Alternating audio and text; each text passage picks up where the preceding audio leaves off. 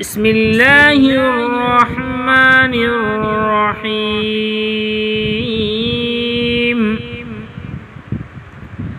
هل أتاك حديث الغاشية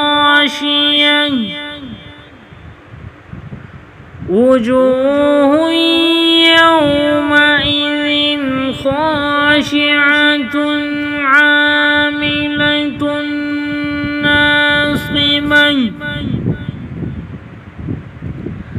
تصلى نارا حامية تسقى من عين آنية ليس لهم طعام إلا من ضريع لا يسمن ولا يغني من جوع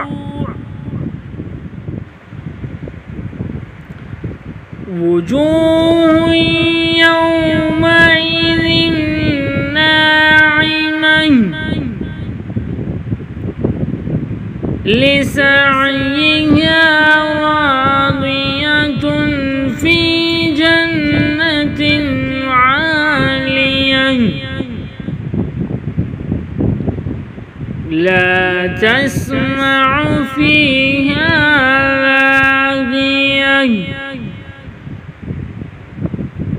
فيها عين جارية